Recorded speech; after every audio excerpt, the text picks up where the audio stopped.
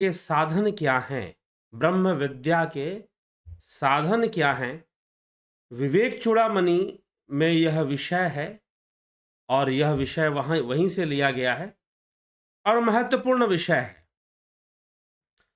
तो चलिए हम इस पर अपनी चर्चा को आगे बढ़ाएँगे और फिर आपकी टिप्पणियों पर भी हम चर्चा कर देंगे। तो सर्वप्रथम कल हमने यह सुना था, कल का जो विषय हमने लिया था, उसका महत्वपूर्ण चर्चा का जो विषय था कि अधिकारी कौन है? ब्रह्म विद्या का अधिकारी कौन है? अब जो है इसके साधन कौन-कौन से हैं? अब यहाँ पर आज की चर्चा में साधन पर हम चर्चा करेंगे। तो साधन सबसे पहले तो यह समझ लीजिए कि साधन यह मनुष्य का जीवन है। यह मनुष्य तन ही सबसे बड़ा साधन है, बड़े भाग्य मानुष तन पावा, सुर दुर्लभ सद ग्रंथ ही गावा। साधन धाम मोक्ष करि द्वारा, पाई न जही परलोक सवार। ठीक। तो मनुष्य का जीवन ही सबसे बड़ा साधन है, मनुष्य का जीवन ही सबसे बड़ा धाम है। लेकिन यहां पर आदि गुरु शंकराचार्य मनुष्यों के लिए ही लिख रहे हैं। तो मनुष्य जीवन तो सबके पास है ही भाई। जो भी विवेक चूड़ामणि पढ़ रहा है और जो भी अध्यात्म को समझने की कोशिश कर रहा है, वो निश्चय ही मनुष्य है। और जब वो मनुष्य है, उनका ग्रंथ मनुष्यों के द्वारा ही पढ़ा जाएगा और मनुष्यों के लिए ही है, तो वो मनुष्य को साधन नहीं मानकर, नहीं मानने का मतलब ऐसा नहीं कि मानते नहीं, उसकी चर्चा नहीं करते हैं। और चर्चा ना कर कर एक मनुष्य के लिए, क्योंकि मनुष्य जीवन मिलना ही सब कुछ नहीं है, उसमें मुमुक्षुता का होना जरूरी है, वैराग्य का होना जरूरी है, अभ्यास, निरंतरता, कंटिन्यूटी का बने रहना जरूरी है, निरंतर अभ्यास करते रहना जरूरी है।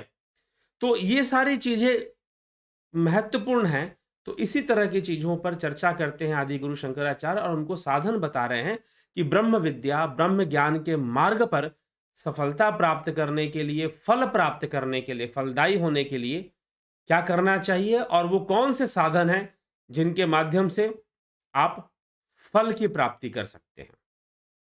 ठीक। तो आइए उस पर हम चर्चा करते हैं। तो साधन के ऊपर आदि गुरु शंकराचार्य की यह चर्चा है कि साधन क्या है ब्रह्म ज्ञान का, ब्रह्म विद्या का। इसको साधन चतुष्टय भी कहा गया है। साधन चतुष्टय मतलब 4 प्रकार के साधन हैं, जिसके लिए कह रहे हैं साधनयांत्र चत्वारि कथितानि मनीषिभिः येषु सत्यस्य वेव सन्निष्ठा यद भावे न सिद्ध्यति। मनुष्विनियों ने जिज्ञासा के 4 साधन बताए हैं। उनके होने से ही सत्य स्वरूप में आत्मा में स्थिति हो सकती है। आत्मा ही सत्य स्वरूप है। उनके होने से ही आत्मा में स्थिति संभव है। और वो साधन कौन कौन से हैं? आदौ क्या कहते हैं वो? आदौ नित्य नित्य वस्तु विवेक परिगण्यते, इहामुत्र फल भोग विराग तदंतरम, समादिष्ट समादिषटकम संपतिर मुक्षत्वमिति स्फुटम। पहला साधन नित्यानित्य वस्तु विवेक, अर्थात नित्यानित्य वस्तु का विवेक होना। तो पहला साधन बता रहे हैं कि विवेक होना जरूरी है। दूसरा साधन कह रहे हैं इहामुत्र फल भोग विरागस्तद नंतरम, अर्थात विराग होना। लौकिक एवं पारलौकिक सुखों में, लौकिक एवं पारलौकिक सुखों में, स्थूल और सूक्ष्म सुखों में विराग का होना, वैराग्य का होना अनिवार्य है। तो अब यहां पर वो वैराग्य की को भी साधन बता रहे हैं। दूसरा साधन वैराग्य हो गया। अब तीसरा साधन देखेंगे क्या कहा जा रहा है। तीसरा साधन वो कह रहे हैं, तीसरा साधन है शम दम समाधि षटक षटक संपतिर मुमुक्षुत्वमिति, अर्थात कि तीसरा है शम दम। ठीक ना। 6 संपत्तियां हैं, इसलिए यहां पर षटक संपत्ति लिखा हुआ है। षटक समाधिक षटक संपत्ति ऐसे लिखा हुआ है। तो 6 संपत्तियां इनको माना गया है। कौन कौन से? शम दम उपरति तितिक्षा श्रद्धा समाधान। ठीक ना। यह 6 संपत्तियां। तो यह 6 संपत्तियां, तीसरा, पहला विवेक, दूसरा वैराग्य और तीसरा यह 6 संपत्तियां, और चौथा मुमुक्षता, जो कि बहुत महत्वपूर्ण है। क्योंकि मनुष्य जीवन मिलने पर भी मुमुक्षुता नहीं प्राप्त होती। प्रारंभ में ही आदि गुरु शंकराचार्य ने लिख दिया है कि दुर्लभम त्रयमे वेद देवानुग्रह हेतुकम मनुष्यत्वम मुमुक्षुत्वम महापुरुष संश्रया। पहले ही प्रारंभ में ये बात कही गई है कि दुर्लभ है तीन चीजें, मनुष्य जीवन दुर्लभ है और फिर मनुष्यता दुर्लभ है। मनुष्य जीवन नहीं, मनुष्यता दुर्लभ है। मनुष्य जीवन मिल गया, मनुष्य देह मिल गया, शरीर मिल गया, लेकिन उसमें मनुष्यता आ जाए वह नहीं आ पाता और पशुता का ही बोलबाला बना रहता है। तो इसीलिए यहां पर कह रहे हैं कि भाई मनुष्यता दुर्लभ है और फिर मनुष्य होने के बाद मुमुक्षुता दुर्लभ है। मुक्ति की कामना आ जाए, उसके अंदर मोक्ष प्राप्ति की इच्छा आ जाए, ईश प्राप्ति की इच्छा आ जाए, तो वह बहुत ही दुर्लभ है। तो इसलिए यहां पर कहा जा रहा है कि पहला साधन है नित्यानित्य वस्तु का विवेक होना, दूसरा साधन है वैराग्य होना, तीसरा साधन है षट संपत्ति होना। षट संपत्ति में क्या कहेगा? शम, दम, उपरति, तितिक्षा, श्रद्धा, समाधान। यह छह संपत्तियां हैं और चौथा मुमुक्षुता है। तो चौथा साधन मुमुक्षुता है। तो विवेक, वैराग्य, षट संपत्ति और मुमुक्षुता, ये चार साधन साधन चतुष्टय में बताए गए हैं। ये चार साधन बताए गए हैं। इन चार साधनों से ही कोई साधक, कोई योगी जो है ब्रह्म ज्ञान के मार्ग पर, आत्म विद्या के मार्ग पर, ब्रह्म विद्या के मार्ग पर सफलता प्राप्त कर सकता है। मुमुक्षुता उसके अंदर होना ही चाहिए, विवेक जागृत होना चाहिए, विराग होना चाहिए और षट संपत्ति जिसमें कि शम, दम, उपरति, तितिक्षा, समाधान, श्रद्धा, ये छह संपत्तियां मानी गई हैं। तो इन पर हम चर्चा करेंगे आगे अभी बढ़ते हुए क्रम में। तो ये सारी चीजें साधन बताई गई हैं। ये चार साधन बताए गए हैं, विवेक, वैराग्य, षट संपत्ति और मुमुक्षुता, मुमुक्षु होना। तो ये चार साधन बताए गए हैं साधन चतुष्टय के अंदर। अब हम एक एक को समझने का प्रयास करते हैं कि विवेक क्या है, वैराग्य क्या है, शम क्या है, दम क्या है, उपरति क्या है। ठीक। तो कहा जा रहा है ब्रह्म सत्यम जगन मिथ्ये रूपम, जगन मिथ्ये इत्वेवं रूपम विनिश्चया सो अयम नित्यानित्य वस्तु विवेक समुदाहरत। अर्थात ब्रह्म सत्य है और जगत मिथ्या है, ऐसा जो निश्चय है, वास्तव में ऐसा निश्चय और यह बात सही तरीके से समझ में आ जाना, यह बात सही तरीके से प्रमाण के रूप में समझ में आ जाना कि ब्रह्म सत्यम जगत मिथ्या, कि ब्रह्म सत्य है और जगत मिथ्या है, ऐसा हो समझ में आ जाना, यही विवेक है। यही विवेक है। तो यह पहला साधन है, विवेक। सत्यासत्य नित्यानित्य वस्तु विवेक, ऐसे कहा गया। तो नित्यानित्य वस्तु का नित्य क्या है, अनित्य क्या है, सत्य क्या है, असत्य क्या है, इसका सही समझ हो जाना, यह विवेक की प्राप्ति है। ठीक। यह संसार मिथ्या है क्योंकि यह इंद्रियों के द्वारा जाना जाता है, थ्रू सेंसेस जाना जाता है, लेकिन ब्रह्म भावातीत है, इंद्रियातीत है, शब्दातीत है। इसलिए ब्रह्म सत्य है और जगत मिथ्या है, क्योंकि जगत एक जैसी नहीं है। अलग अलग लोगों के लिए, अलग अलग जीवों के लिए यह जगत भी अलग अलग हो जाती है। तो ब्रह्म सत्य है और जगत मिथ्या है, ऐसा जो निश्चय है, यही नित्यानित्य वस्तु का विवेक कहलाता है। तो विवेक का मतलब समझ लीजिए कि भाई सत्य क्या और असत्य क्या, नित्य क्या, अनित्य क्या, इस पर चिंतन करने की क्षमता है और निष्कर्ष तक पहुंचने की क्षमता है। आगे तद्वैराग्यम जुगुप्सा या दर्शन श्रवणादिभि देहम दिब्रह्म प्रयंते हेयनित्ये भोग वस्तुनि। दर्शन और श्रवण आदि के द्वारा देह से लेकर ब्रह्मलोक पर्यंत संपूर्ण अनित्य भोग्य पदार्थों में जो अस्पृहा है, अर्थात जिसमें स्पृहा नहीं है, जिसमें एक त्याग की भावना, घृणा बुद्धि है, जिसमें किसके प्रति है, संसार की नश्वरता के प्रति, संसार के अनित्य भोगों के प्रति, जिसकी एक नकारात्मक बुद्धि भी उस चीज के, अब कहोगे नकारात्मकता कैसे सही हो सकती है? जी हाँ, कई जगहों पर नकारात्मकता भी आपके कल्याण में सहयोगी हो सकती है। ठीक। अगर सही वस्तु के प्रति नकारात्मकता को बनाया जाए या बढ़ाया जाए तब। तो नकारात्मकता, घृणा बुद्धि या फिर त्यागने की बुद्धि, संसार के भोगों के प्रति त्यागने की बुद्धि, घृणा की बुद्धि, यह जो है वैराग्य को पैदा करता है। किसी भी सांसारिक भोग्य वस्तु में फिर राग नहीं होगा, विराग होगा। तो ये दूसरा साधन है वैराग्य। इस दूसरा साधन को यहां पर आदि गुरु शंकराचार्य ने इस श्लोक के माध्यम से, 21वें श्लोक के माध्यम से समझाने का प्रयास किया।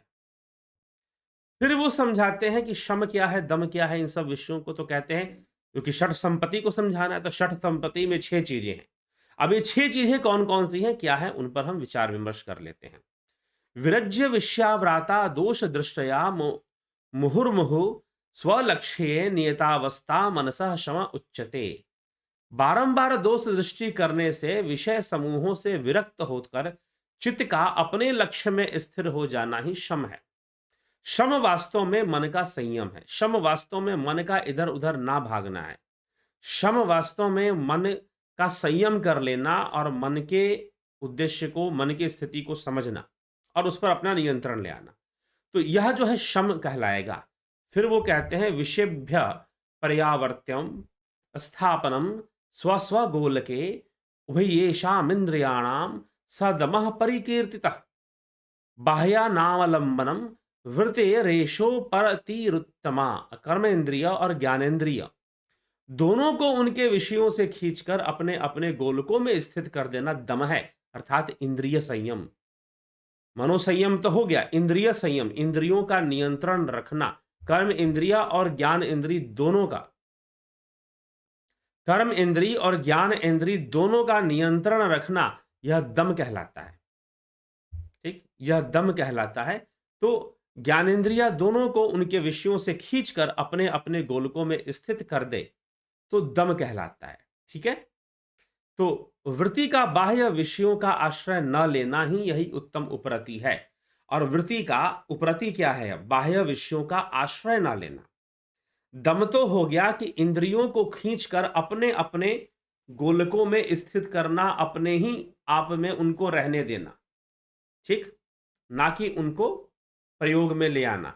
तो इंद्रियों को अपने गोलकों में रहने देना, इंद्रियों को अपने गोलकों में रहने देना, यह इंद्रिय विषय है, यह दम का विषय है। मन का संयम शम का विषय है। और सांसारिक भोग पदार्थों का आश्रय ना लेना, यह उपरति का विषय है, यह उपरति है। उपरत शम क्या है, दम क्या है, उपरति क्या है। वृत्ति का बाह्य विषयों का आश्रय न लेना, वृत्ति का बाह्य विषयों का आश्रय न लेना, यह उपरति का विषय है। चलिए आगे चलें। सहनम सर्व दुखानाम प्रतीकार पूर्वकम चिंता विलाप रहितम सा तितिक्षा निगधते। अर्थात कि कष्ट आने पर व्यथित ना होना और कष्टों को अपने अंदर सहन करने की क्षमता को विकसित कर लेना।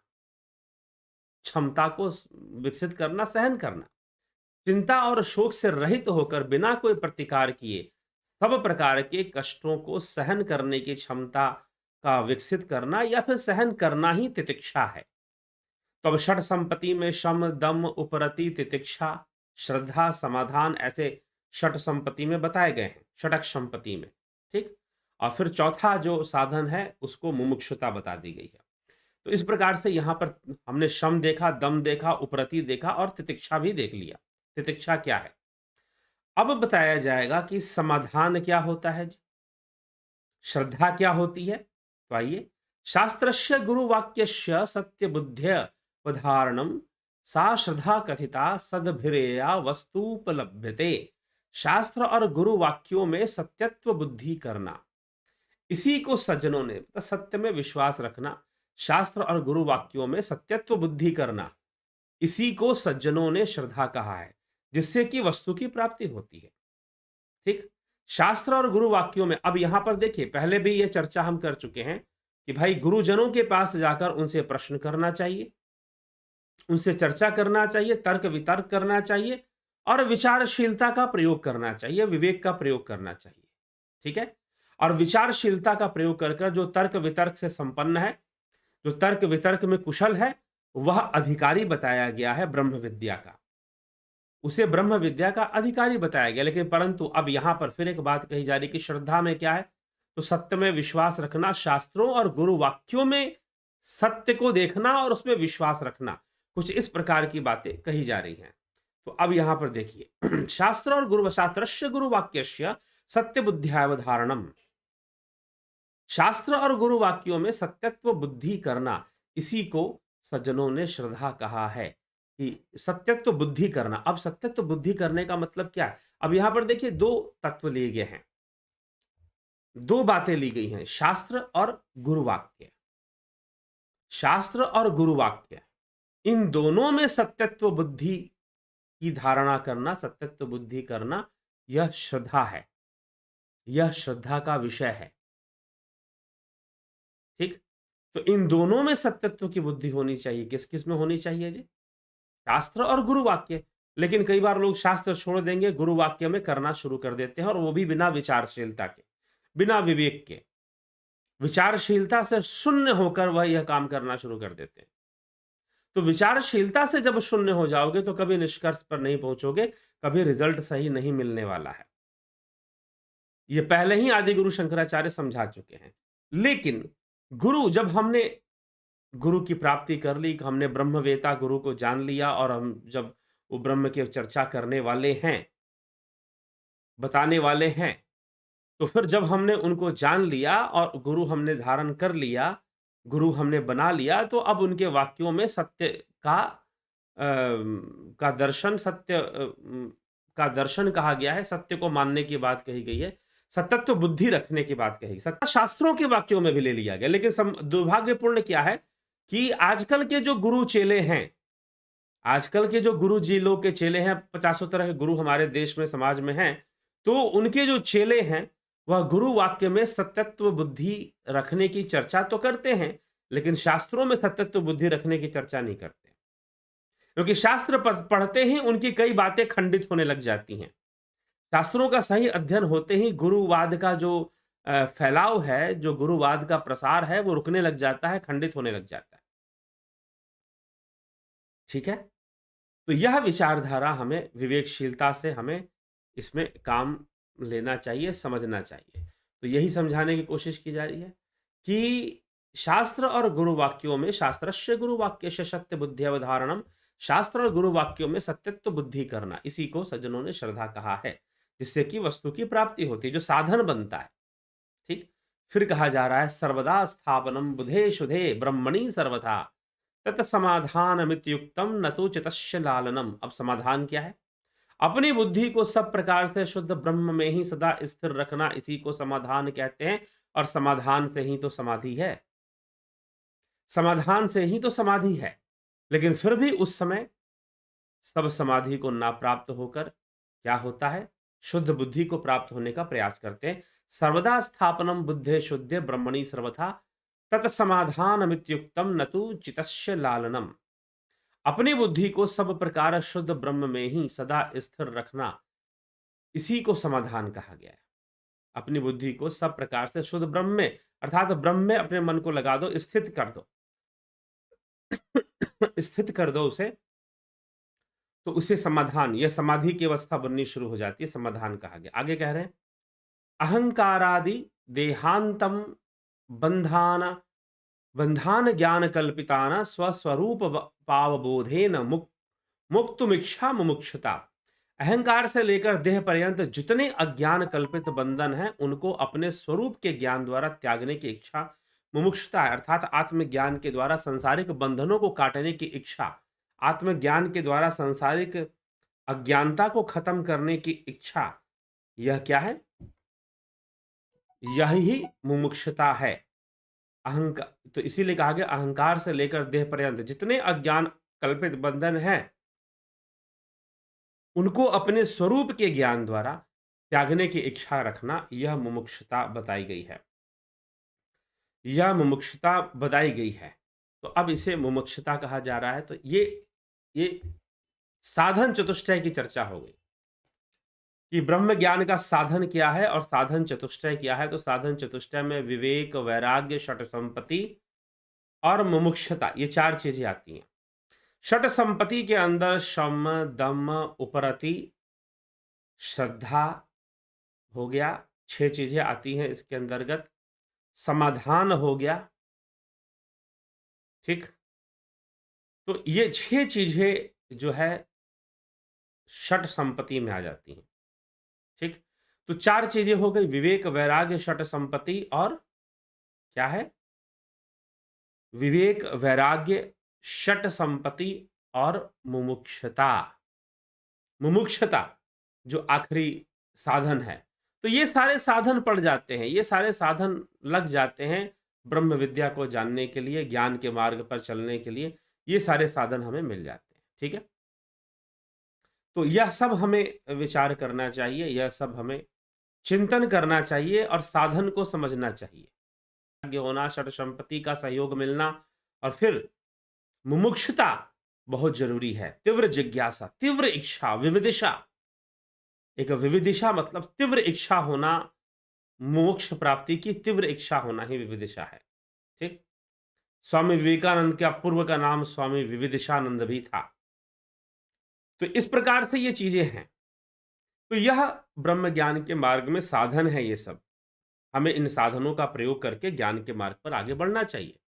ठीक है, तो यहां पर आदि गुरु शंकराचार्य ये नहीं लालच नहीं दे रहे हैं कि भाई कोई गुरु जी आएंगे चुटकी में तुम्हारा कल्याण कर देंगे, कोई गुरु जी आएंगे और चुटकी में आपका कल्याण कर देंगे, ऐसे कुछ होने वाला नहीं। ठीक, लेकिन हमको तो ऐसा ही गुरु चाहिए जो दावा करे, अरे मेरी शरण में आ जाओ और मैं तुम्हारा कल्याण कर दूंगा, और हम चले भी जाएंगे और उन्हीं गुरु जी का वो भी करेंगे और पता नहीं कल्याण कब हुआ नहीं हुआ। हम्म, ठीक, तो यह भी फिर सारी समस्याएं आ जाती हैं। तो चलिए चर्चा करते हैं आपके कमेंट्स के ऊपर। ठीक, टिप्पणियों पर उस पर चर्चा करते हैं, कौन क्या कहता है। तो इन सारे साधनों का सहारा लीजिए, विवेक, वैराग्य, षट संपत्ति, शम, दम, उपरति, ठीक, तितिक्षा, श्रद्धा और समाधान, इनको षट संपत्ति बताया गया है। तो इन सब पे भी अलग अलग हमने कर लिया, और फिर तीसरा हो गया षट संपत्ति और चौथा हो गया मुमुक्षुता। इन सब से ही ब्रह्म विद्या की का फल प्राप्त हो सकता है। चलिए, जगत नारायण जी, जितेंद्र साहू जी, देव मोहन जमातिया जी, हरि मोहन गुप्ता जी, गीता में कृष्ण जी ने कहा है शूद्र स्त्री को पाप योनि माना है, अध्याय 9 श्लोक 32। रामायण में भी अनसुईया ने शबरी रावण ने श्री की निंदा की है। आपने गीता का वह श्लोक नहीं पढ़ा है, आपने गीता को का वह श्लोक सही से नहीं पढ़ा है, मैं यही कहना चाहूंगा आपसे, हरिमोहन गुप्ता जी।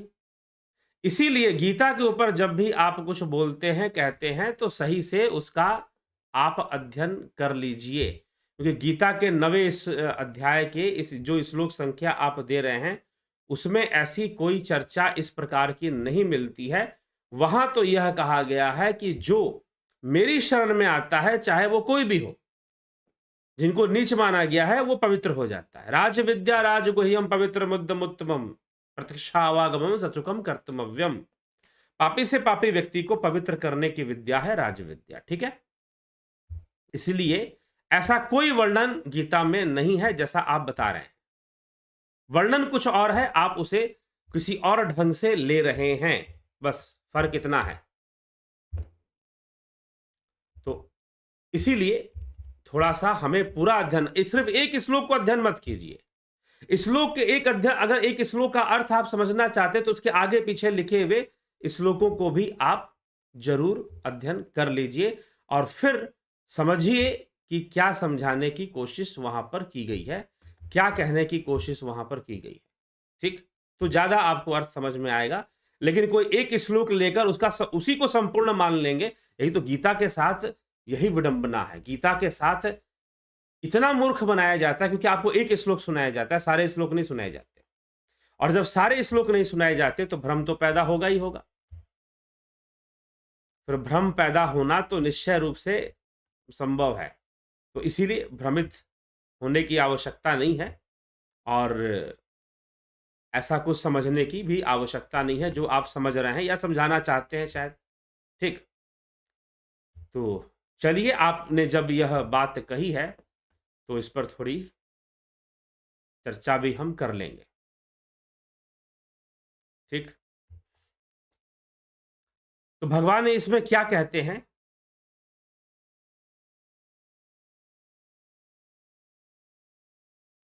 महत्व यहां पर शरणागति का है, योग का है, तो चाहे कोई, अब अर्जुन से कहते हैं कि चाहे कोई स्त्री हो, वैश्य हो, शूद्र हो तथा पाप योनि वाला हो, चांडाल आदि हो, जो कोई भी हो, वह मेरी शरण में होकर परम गति को ही प्राप्त करता है। तो बात खत्म। ठीक है, बात खत्म। तो यहां पर स्त्री के साथ वैश्य शब्द भी लिखा हुआ है, स्त्री के साथ शूद्र शब्द भी लिखा हुआ है, पाप योनि भी लिखा हुआ है, चांडाल आदि। अब चांडाल तो बेचारा पुरुष हो गया, चांडाल क्या हो गया? पुरुष हो गया। ठीक है, तो इसीलिए आप जो अर्थ निकाल रहे हैं वो अर्थ ही गलत है। हरिमोहन गुप्ता जी, 9वां अध्याय श्लोक 32 में, श्लोक 32 की जो आप बात कर रहे हैं कि भाई गीता में कृष्ण जी ने शूद्र स्त्री को पाप योनि माना है, पाप योनि नहीं माना है शूद्र स्त्री को। शुद्ध और वैश्य भी तो लिखा हुआ है गुप्ता जी, आपके नाम से प्रतीत हो रहा है आप वैश्य हैं। आपने उस श्लोक को सही से पढ़ा नहीं लग रहा है, आपने उस श्लोक को सही से नहीं पढ़ा है, इसीलिए ये समस्या पैदा हो रही है। तो कृपया करके पढ़ लीजिए। माम ही पार्थ व्यपाश्रित्य ये अपि स्यु पाप योनयः स्त्रियो वैश्वस तथा शूद्रः स्ते अपि यान्ति पराम गतिम। कि हे अर्जुन, स्त्री वैश्य शूद्र तथा पाप योनि में जो हैं उन सब, वो सब भी में शरणागत होकर, मुझे तत्व रूप से जानकर और शरणागत होकर अपना कल्याण कर लेते हैं, वह परम गति को प्राप्त कर लेते हैं। ये भगवान कृष्ण वहां पे कह रहे हैं। और अर्जुन, तो फिर तू उसको, अर्जुन को समझाने के लिए बात कही गई है। यहां पर यह कोई आदेशात्मक या घोषणात्मक नहीं है हरिमोहन गुप्ता जी, यहां पर कोई आदेशात्मक या कोई घोषणात्मक तथ्य नहीं है। यहां साफ साफ अर्जुन का मनोबल बढ़ाते हुए कहते हैं, क्योंकि अर्जुन को इस बात का संशय है, क्या मैं तत्वज्ञानी बन पाऊंगा? क्या मैं निष्काम कर्म योग कर पाऊंगा? तो श्री कृष्ण कहते हैं कि चाहे कोई स्त्री हो, वैश्य हो, मतलब स्त्री को नंबर 1 लिया, फिर वैश्य, फिर शूद्र, मतलब जो स्त्री से भी नीचे हैं। तो वैश्य का स्थान तो स्त्री से भी नीचे हो गया। फिर अगर आप इस तरह की बुद्धि रखना चाहते हैं तो ठीक है, तो स्त्री का स्थान वैश्य से ऊपर लिया गया है। पहले स्त्री शब्द का प्रयोग श्लोक में हुआ है, तो उससे नीचा वैश्य, उससे नीचा शूद्र और उससे नीचा पाप योनि में रहने वाला। ठीक है, अगर ये भी मेरी शरण में आ जाएं तो कोई भेदभाव नहीं है, कोई भेदभाव नहीं है। पता नहीं आप लोग कैसे अध्ययन करते हैं। इसीलिए मैं कहता हूं कि गीता को ये मत कही कि फलाना इस श्लोक में गीता का पूरा सार है। जी नहीं, बायस्ड होना बंद कर दीजिए, कंप्लीट स्टडी कीजिए, कंप्लीट पूरा अध्ययन कीजिए। ठीक, और आगे पीछे के श्लोक भी पढ़ लिया कीजिए तो और अच्छा हो जाएगा, और अच्छा हो जाएगा। फिर तो अगर आगे पीछे में और पढ़ लिए तो और सही अर्थ आप निकाल पाएंगे। तो चलिए, तो 32वां श्लोक की आपने चर्चा कर दी।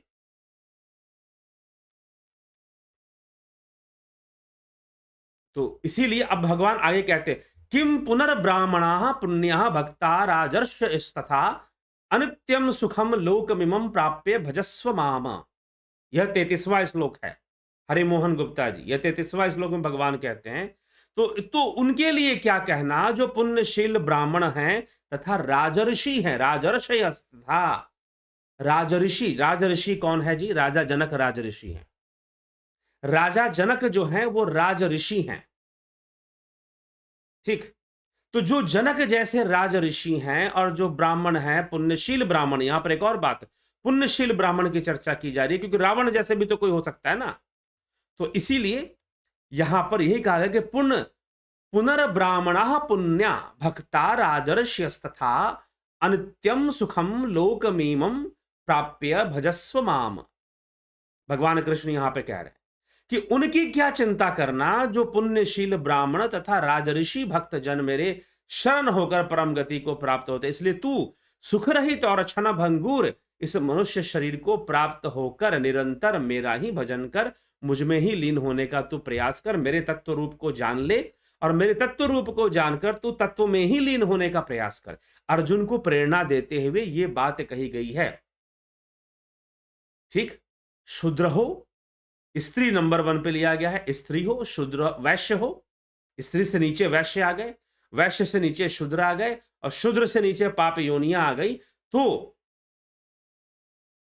चाहे ये लोग भी हों, अगर मेरी शरण में आते हैं तो उनका कल्याण होगा।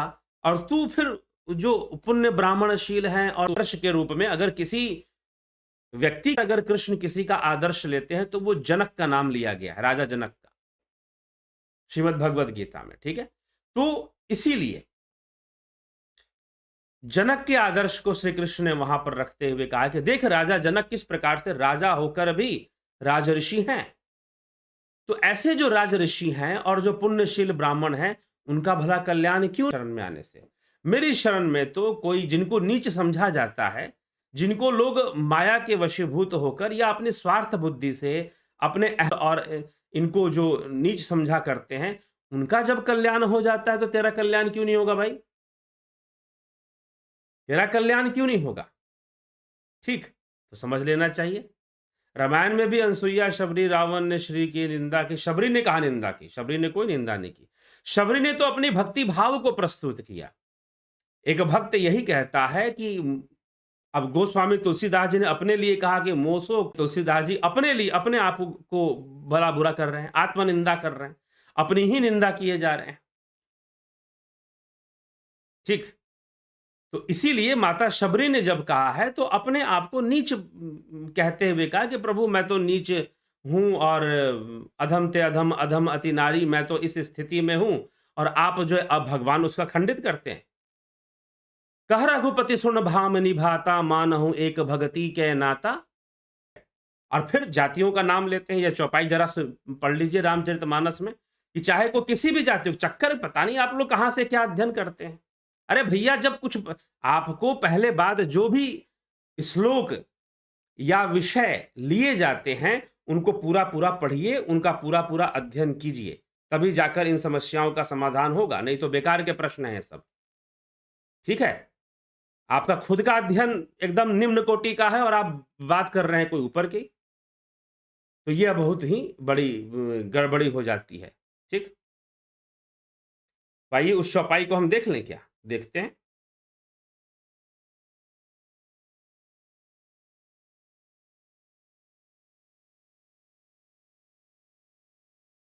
तो विचारणीय तथ्य हैं, क्या बात कही जाती है और आप उसको किस ढंग से पढ़ लेते हैं, आप कितना जल्दी षड्यंत्र के शिकार होते हैं।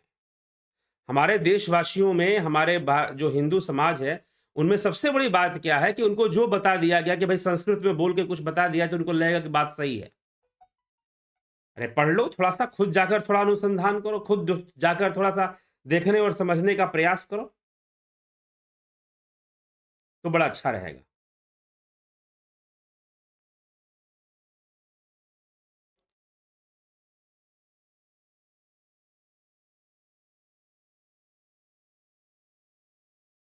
तो इसको हम, इस चौपाई को गोस्वामी तुलसीदास जी ने किस प्रकार से लिखा है, उसको निकालने का प्रयास करते हैं। तो वहां पर साफ रूप से लिख दिया है कि जात पात कुल बड़ाई ये सब मेरे लिए मायने नहीं रखते, तो भगवान ने इसे मुक्त कर दिया है। अधम ते अधम अधम अति नारी, तिन मह मति मंद अघारी, कह रघुपति सुन भाम निभाता, मानहु एक भगति के नाता। इस प्रकार से भगवान राम ने उत्तर दिया है माता शबरी को कि मैं तो सिर्फ भक्ति का नाता मानता हूं, अधम वधम मैं नहीं मानता। जाति पाति कुल धर्म बढ़ाई, फिर आगे इसकी भी चर्चा उन्होंने कर दी है। ठीक, कि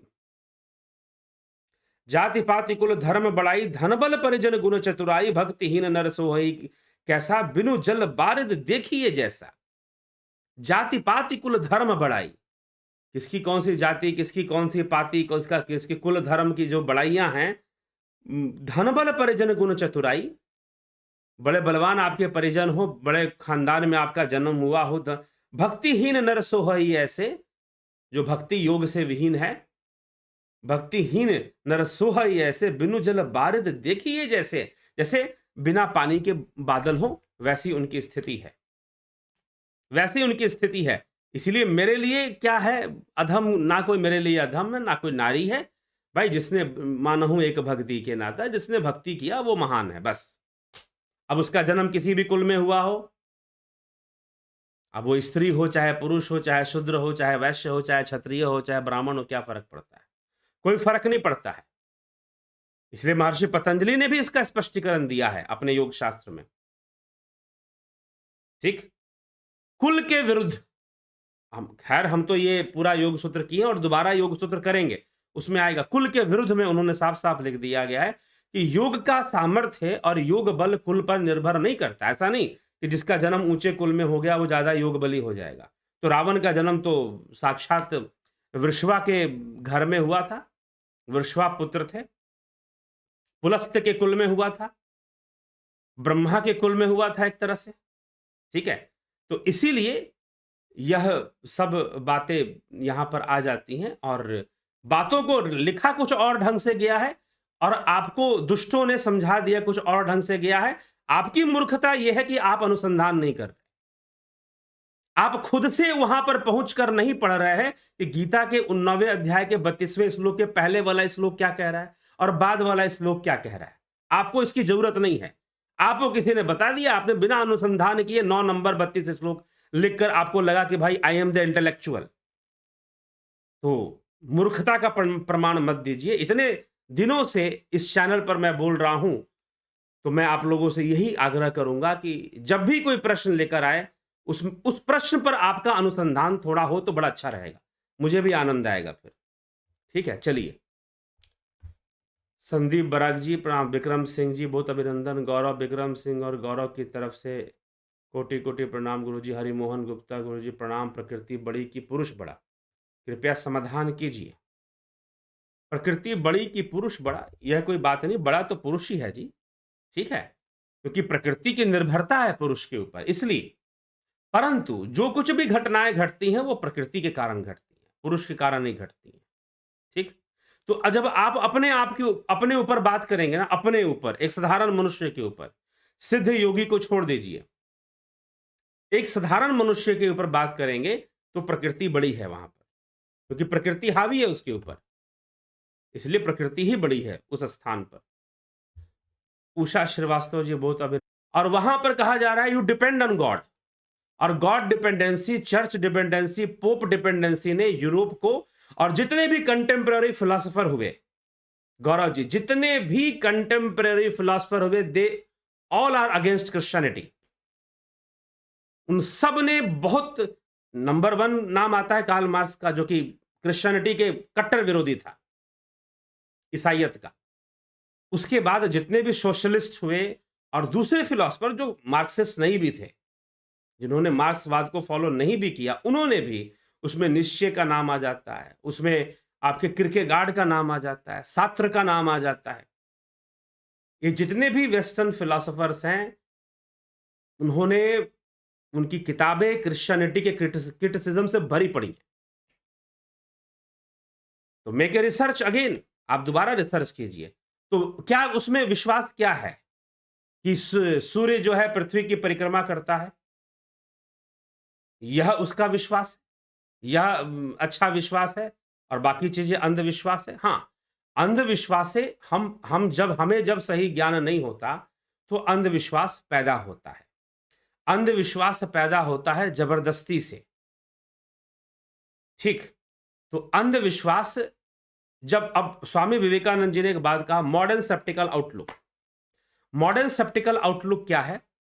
एक आधुनिक संशयवादी दृष्टिकोण, आधुनिक अंधविश्वास जो कि विज्ञान पैदा करती है, साइंस पैदा करती है, जो मॉडर्निटी पैदा करती है। जैसे कि आप स्पून से खाएंगे तो ज्यादा सिविलाइज्ड हैं, अगर आप हाथ से खाएंगे, जैसे आप साउथ इंडिया में चले जाओ, अगर आप तमिलनाडु चले जाओ, तो आपको बहुत सारे रेस्टोरेंट ऐसे मिलेंगे जहां पर आपको चम्मच नहीं दिया जाएगा, लेकिन आपको बताया गया है कि चम्मच से खाने वाला व्यक्ति ज्यादा सिविलाइज्ड होता है। ठीक, तो ये क्या है? ये एक अंधविश्वास है कि आपने ये मान लिया कि चम्मच से खाने वाला व्यक्ति ज्यादा सिविलाइज होता है। यही एक सबसे बड़ा अंधविश्वास है, क्योंकि जब आप चम्मच से खाना खाते हैं, स्टील का चम्मच आपके मुंह में जाता है, तो सैलिवरी ग्लैंड्स को वो एक्टिव नहीं कर पाता है। लेकिन जब आप हाथ से पूरा, एक तो हमारे हाथों से एक एनर्जीज निकलती हैं, हमारे हाथों से एनर्जीज निकलती हैं, जब हम अपने हाथ से ऐसे खाना खाते हैं और मुंह में डालते हैं सीधा, तो फिर आपके मुख के अंदर जो सैलिवा होती है उसकी क्वांटिटी बढ़ जाती है। आप खुद ये प्रैक्टिकल चीजें आप करके देख सकते हैं। ये प्रैक्टिकल चीजें करके देख सकते हैं आप। और हाथ से खाया हुआ खाना ज्यादा अच्छे से डाइजेस्ट होता है, स्पून से, स्टील के चम्मच से खाया हुआ खाना डाइजेस्ट सही से नहीं होता, बिकॉज जब वो मुंह में जाता है तो it do not activate the salivary glands. Salivary gland को ये एक्टिवेट नहीं कर पाता बिकॉज दैट इज स्टील, वो स्टील है। लेकिन जब हाथ से हम खाते हैं तो वो एक अलग बात फिर वहां पर आ जाती है। ज्यादा मात्रा में सालिवा हमारे मुंह में बनता है तो अकॉर्डिंग टू साइंस हाथ से खाने वाले ज्यादा सिविलाइज होते हैं, चम्मच से खाने वाले सिविलाइज नहीं होते। ठीक है। तो मैं जब कॉलेज लाइफ में था तो मुझे ऐसा लगता था, जब मैं 12वीं पास कर कर ग्रेजुएशन में पढ़ा तो मुझे ऐसा लगता था कि जो बाहर से आई हुई विचारधाराएं हैं, चाहे वो कम्युनिस्ट विचारधारा हो, चाहे वो आपकी क्रिश्चियनिटी की विचारधारा हो, वो बहुत ही ज्यादा वैज्ञानिक है, वो लोग ज्यादा सही हैं। हमें उनके बारे में जानना चाहिए, उनको फॉलो करना चाहिए, ये मेरा मानना हुआ करता था। लेकिन मैं रिसर्च में लग गया, पूरी बाइबल पढ़ डाली एक बार, क्रिश्चियनिटी की हिस्ट्री को पढ़ लिया कि कहां पर क्या क्या फ्रांस के अंदर जो प्रोटेस्टेंट मूवमेंट आया था, कैथोलिक और प्रोटेस्टेंट दो ग्रुप जो बने थे, उनका जो मूवमेंट आया था और उनके बीच खूनी खेल, खूनी हिंसा जो हुई थी ईसाई मत के बीच में, और इतनी डिवीजन, और छोड़ दो वहां डिवीजन फिर भी कम है, और यहां पर तो अहमदिया, मोहम्मदिया, सिया, सुन्नी और पता नहीं अनेकों डिवीजन्स हैं। उनके मस्जिद भी अलग अलग है। यहां पर इंडिया में एक है उनके मस्जिद, लेकिन अगर हम दूसरे देशों में जाते हैं तो उनके मस्जिद भी अपने अलग अलग बनाते हैं वो लोग। सब एक मस्जिद में नहीं जाते, अलाउड भी नहीं होता जाना। ठीक है। तो क्योंकि अजानें अलग अलग हो जाती हैं, अजानें अलग अलग हो जाती हैं। तो जो सिया है वो रसूल को नहीं मानते, रसूल को सबसे ऊपर नहीं मानते। तो इस तरह की बात, खैर वो इस्लामिक थॉट की बात है, उसमें मैं नहीं जाऊंगा गहराई में। लेकिन यह बात नहीं है। ऐसा पूरी तरह से अगर ऐसा होता तो वो अपने आप में बहुत शांत होते और पूरी दुनिया में शांति फैलाते, लेकिन उनके माध्यम से ऐसा नहीं हो रहा। उनके माध्यम से दुनिया में शांति नहीं फैल पा रही है। अगर वो सही होते, चलिए उनकी थॉट्स कितना सही है, कितना साइंटिफिक है, अगर सही होता तो शायद जो कंटेम्पररी फिलोसोफर हुए वो कभी काटते नहीं उनकी बातों को, और काटने में सक्षम नहीं होते। तो लॉट ऑफ जो आपके यूरोपियन स्टेट्स हैं, कंट्रीज हैं, वो एथेइज्म को फॉलो करती हैं। एथेइज्म मतलब जो गॉड को नहीं मानता, उसमें बिलीव नहीं करता। हाँ, सनातन धर्म में गॉड का कॉन्सेप्ट ही नहीं है, गॉडलेस फिलॉसफी है सनातन धर्म। ठीक है। इसमें किसी गॉड वर्ड का कोई कॉन्सेप्ट नहीं है। ब्रह्म है, देवता है, ईश्वर है। अगर हम इनको पढ़ेंगे, दैट इज, अगर हम अकॉर्डिंग टू डेफिनेशन जाएंगे, जो स्क्रिप्चर में जो डेफिनेशन उसके अनुसार जाएंगे, तो पता चलेगा कि कॉन्सेप्ट ही अलग अलग है, गॉड और ब्रह्म का कॉन्सेप्ट ही अलग अलग है। तो ये चीज यहां पर आ जाती है कि वहां पर मर्जी मानी गई है, विल ऑफ गॉड माना गया है। यहां पर विल ऑफ ब्रह्म नहीं माना गया, विल ऑफ नेचर माना गया है। Everything is done by nature. ठीक, ये मान लिया गया, प्रकृति के गुणों से सब कुछ हो रहा है। यहां तक कि भगवान कृष्ण गीता के 9वें अध्याय के 10वें श्लोक में यह कह देते हैं कि प्रकृति ही सब कुछ, मेरे सकाश से प्रकृति ही चराचर जगत की रचना कर रही है। तो मर्जी यहां पर प्रकृति की मान ली गई है, वहां पर गॉड की के विल को मान लिया गया है। तो जब हम कहते हैं कि प्रकृति की मर्जी है, तो मुझे लगता है ये ज्यादा साइंटिफिक है गॉड की मर्जी मानने से। ठीक। तो let's make a research on Christianity, you will get the answer. एक मूवी है, हॉलीवुड मूवी है, अगोरा। अगोरा उसका नाम है, मुश्किल से मिलती है। पहले प्राइम वीडियो पे थी, बाद में उसको डिलीट कर दिया गया क्योंकि कंप्लीटली अगेंस्ट क्रिश्चियनिटी थी। और जो किलिंग्स चलती हैं, रिलीजियस किलिंग्स और मैनिपुलेशन जो चलती हैं, और जिसको आजकल हम लोग जिहाद भी कहते हैं, उन्होंने ये प्रूफ किया है उस मूवी के द्वारा कि जिहादी कॉन्सेप्ट जो है वो क्रिश्चियन कॉन्सेप्ट है, वो इस्लामिक नहीं है, वो क्रिश्चियन कॉन्सेप्ट है जिहाद का कॉन्सेप्ट। इस तरह से उस मूवी ने प्रूफ करने का कोशिश किया है। तो ऐसी कई बातें हैं। दा विंची कोड पढ़ लीजिए, नॉवेल है एक, उस पर फिल्म भी बन चुकी है। उसमें भी बहुत सारी बातें इस तरह की बताई हुई हैं कि क्रिश्चियनिटी ने कैसे समाज का नुकसान किया, मानवता का नुकसान किया, पूरे यूरोप को अंधकार युग में ढकेल दिया। ठीक। तो साइंस छोड़कर, कॉमर्स छोड़कर थोड़ा सा सोशल साइंस और फिलॉसफी भी पढ़नी चाहिए। कॉमर्स और क्योंकि ज़्यादातर लोग, क्योंकि उनको जॉब मिलेगा, साइंस पढ़ लेंगे, बीटेक करेंगे, डॉक्टर बनेंगे, इंजीनियर बनेंगे, हाँ? लेकिन थोड़ी-सी हिस्ट्री और फिलॉसफी पर भी रिसर्च कर लेना है। रिसर्च करने के लिए गहराई से पढ़ना पड़ेगा। ऊपर-ऊपर की बातों से काम नहीं चलेगा, ठीक है? हाँ, तो ऊपर-ऊपर की बातों से काम नहीं चलेगा। वो हम जब पता करेंगे तब होगा। हाँ, अब हिंदू धर्म में लोग कहते हैं कि भाई अंधविश्वास है, तो अंधविश्वास है। अंधविश्वास उन लोगों के साथ है, जिन्हें अपने शास्त्रों का सही ज्ञान नहीं है। नहीं है शास्त्रों का सही ज्ञान, तो फिर वो अंधविश्वास आ जाएगा। ठीक? अभी कुछ दिन पहले आपने सुना होगा कि भाई जो लोग हैं, यमुना जी के गंदे पानी में स्नान कर रहे हैं, छठ पूजा मना रहे हैं। तो यमुना जी के गंदे पानी में वो छठ पूजा मना रहे हैं। छठ पूजा का तो ऐसा कोई नियम नहीं है कि आप नदी में ही जाएँगे। हाँ, कुछ परिवारों के अंदर ऐसा नियम माना जाता है कि वो करेंगे। कुछ परिवारों का मानना है कि जब भी करेंगे गंगा के पानी में ही करेंगे। ठीक है? लेकिन छठ पूजा का जो अपना जो व्यक्तिगत नियम है, वो ऐसा नहीं है कि आप जो है नदी के पानी में खड़े होकर ही करेंगे। आप दूसरी व्यवस्था भी पानी की कर सकते हैं। अपनी स्वच्छ व्यवस्था भी, अपनी निजी व्यवस्था भी आप कर सकते हैं। और दूसरी बात, जब पर्व त्योहार मनाए जाते हैं, तो जैसे अन्य पर्व त्योहारों में सुविधा दी जाती है, तो सरकार को चाहिए कि वो सुविधा प्रदान करे। सरकार को चाहिए कि वो साफ पानी दे। अगर दूसरे पर्व त्योहारों में मनाई जाती है, सुविधाएँ दी जाती हैं, तो हर पर्व त्योहार में सरकार की ये ज़िम्मेदारी बन जाती है कि वो उसको दे। ठीक है? तो ये चीज़ हो जाती है। तो यह भी है, दोनों ही पक्ष हैं यहाँ पर। अगर उस इंसिडेंट को अगर हम देखते हैं तो। चलिए, आगे बढ़े। रामनिवास मीना जी, राम प्रकाश जी, गौतम दास जी, ज्ञावली शर्मा जी, अनिल कुमार जी, गोपाल दास जी, माधुरी कोल्हे जी, रतन सिंह, कन्हई कुमार जी, कमलेश खैरनार जी, वीकू कुचाड़िया जी, रूपलाल विश्वकर्मा, प्रवीण जोशी, विनोद कुमार शर्मा, गणेश पवार, राम प्रकाश। क्या प्रारब्ध के पाप कर्म साधक साधना बाधक है? बिल्कुल, कर्म बंधन होता ही है तो बाधक बनेगा ही बनेगा। ठीक। कोई भी प्रारब्ध में हो, अगर वो है तो बाधक का काम करता है। अगर बंधक समाधान है, बाधक समाधान है तो कैसे हो चाहिए? मतलब प्रश्न ही स्पष्ट नहीं हो रहा है। क्या प्रारब्ध के पाप कर्म साधना में बाधक है? जी हाँ, ध्यान योग में बाधक पैदा करते हैं वो। समाधान ध्यान योग से ही होगा। मुमुक्षु please make a video on निधि ध्यासन, बनेगा, बन चुका है पहले भी। ज्योति दत्ता जी, उदय शंकर जी। भगवान श्री कृष्ण गीता के दूसरे अध्याय में कहते हैं कि जब तेरी बुद्धि स्थिर होकर समाधिस्थ हो जाएगी, तब तू मेरी वचनों को सुन पाएगा जो सुनने योग्य है। अभी तो स्थित प्रज्ञ को जब प्राप्त कर लेगा, स्थिर बुद्धि से तो सुनेगा।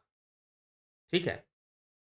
तो समाधिस्थ होने का जो वहां पर जो थोड़ा अर्थ लिया गया है, वह वो योग समाधि से नहीं लिया गया है, जहां तू भावातीत हो जाएगा, सम की अवस्था में आ जाएगा। और श्लोक नंबर लिख दे तो और अच्छी बात है, मैं देख के बता दूंगा कहां पर क्या लिखा हो। श्लोक संख्या कर दे तो ठीक।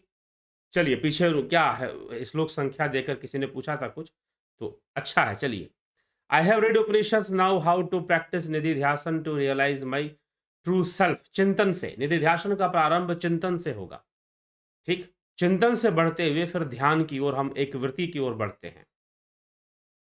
मन को सगुण ईश्वर में वन पॉइंटेड करने के लिए कैसे ध्यान करें, बताइए। ध्यान योग का विषय है, इसके लिए हम यही आपको सलाह देंगे कि ध्यान योग का कोर्स करिए, विधि पूर्वक करिए, गंभीरता से करिए, उसका लाभ उठाइए। स्मृति रस्तोगी, रचना आर के, कमल प्रजापति, जयप्रकाश यादव। मेरी बुद्धि को यही नहीं समझ में आ रहा कि योग का सही अर्थ क्या है। जैसे योग शब्द प्रयोग जगह पर ज्ञान योग, कर्म योग, ध्यान योग, सहयोग, उपयोग आदि योग आदि कृपया समझाने की। यह तो एक शब्द रचना है, और जो शब्द रचना है वह दृष्टि से लिया गया है।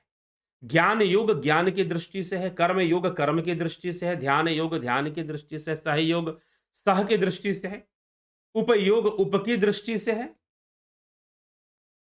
ठीक? तो एक कोई वस्तु है, आप उसे अनेक दृष्टि से देखेंगे तो वो अलग-अलग नज़र आएगा। तो अलग-अलग दृष्टि से योग को समझने के लिए बताया गया है कि एक ही योग है, ज्ञान योग, कर्म योग, ध्यान योग, ये अलग-अलग चीज़ें नहीं हैं, एक ही हैं। हाँ, सहयोग, उपयोग एक अलग विषय है। यहाँ शब्द संरचना का थोड़ा अनुसंधान कर लीजिए, संस्कृत भाषा में शब्द संरचना कैसे हो रखी है, उपयोग शब्द कैसे बना है, सहयोग शब्द कैसे बना है, ठीक? अगर वो थोड़ा-सा ज्ञान कर लेंगे तो और भी सहायता आपको मिल जाएगी। लेकिन जो ज्ञान योग, कर्म योग, ध्यान योग, भक्ति योग, प्रेम योग की जहाँ तक बात है, तो वहाँ पर योग के संदर्भ में ही क्योंकि योग का अर्थ है चित्तवृत्ति निरोधा, निवृत्ति का मार्ग ही योग है, निवृत्ति मार्ग। तो निवृत्ति मार्ग को सिद्ध करने के लिए कर्म से सिद्ध करना, ज्ञान से सिद्ध करना, ध्यान से सिद्ध करना, प्रेम से सिद्ध करना। तो प्रेम योग हो जाएगा, ज्ञान योग हो जाएगा, कर्म लक्ष्य एक ही है। ठीक? चलिए।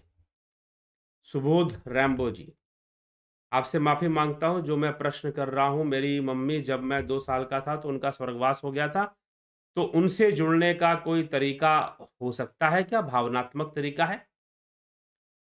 ठीक है। भावनात्मक तरीका है, भावनात्मक तरीके से आप जुड़िए उनसे। ठीक। ये भावनात्मक विषय है तो भावनात्मक तरीके से जुड़ेंगे और कैसे जुड़ सकते हैं? और व्यक्तिगत प्रश्न का है तो समझिए कभी, बात करिए, मैसेज कीजिए।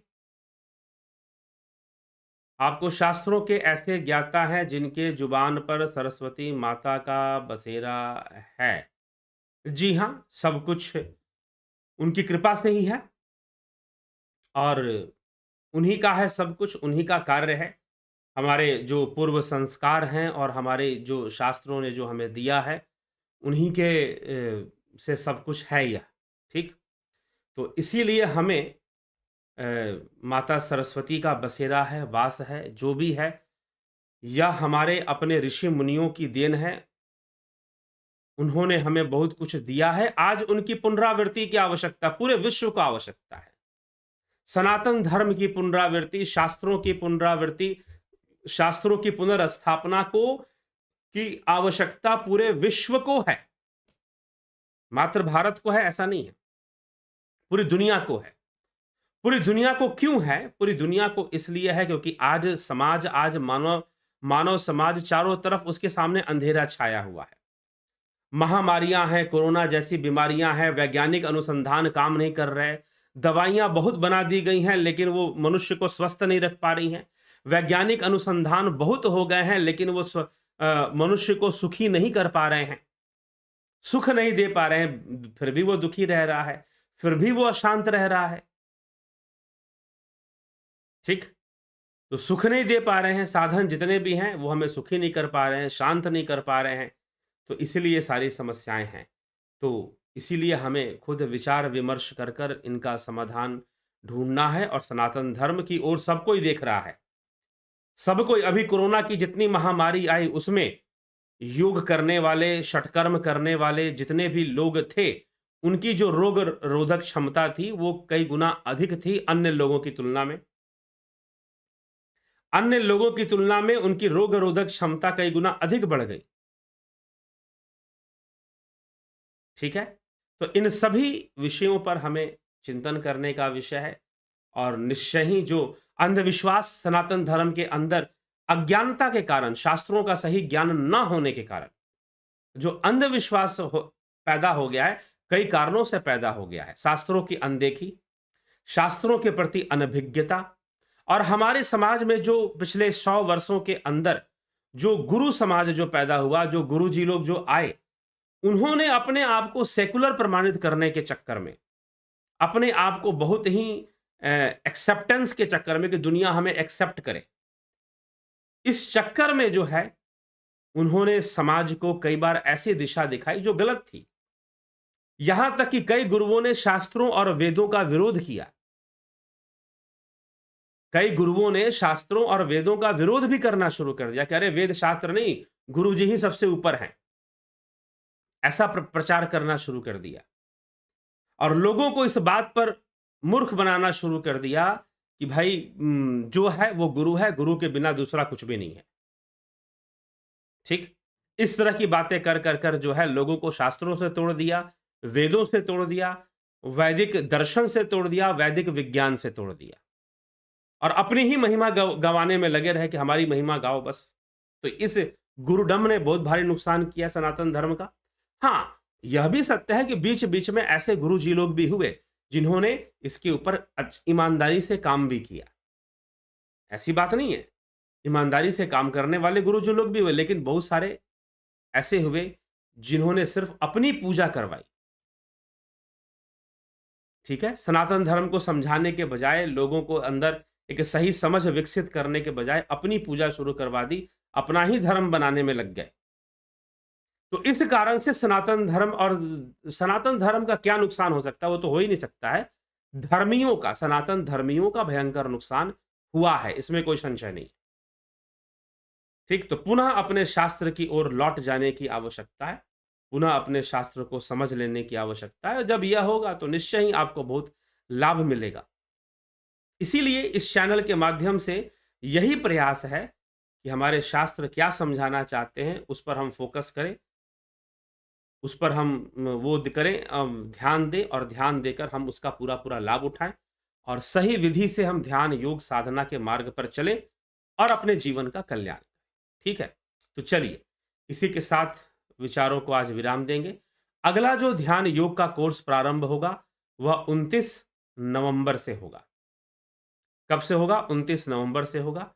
आप इसको जॉइन करना चाहते हैं तो जॉइन कर सकते हैं। इसकी जॉइनिंग कल से शुरू हो जाएगी और 29 नवंबर से ये कोर्स स्टार्ट होगा ध्यान योग का। उसका सारा डिटेल भी आपको पोस्ट में, यूट्यूब की कम्युनिटी पोस्ट में प्राप्त हो जाएगा।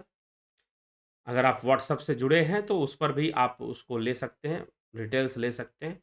जॉइन करना है, जॉइन कर सकते हैं। तो चलिए, इसी के साथ विचारों को मैं यहाँ पर विराम दूँगा। बहुत-बहुत आभार आप सभी का।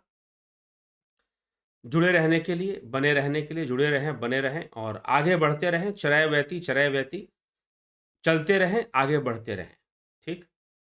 तो सभी का बहुत-बहुत आभार।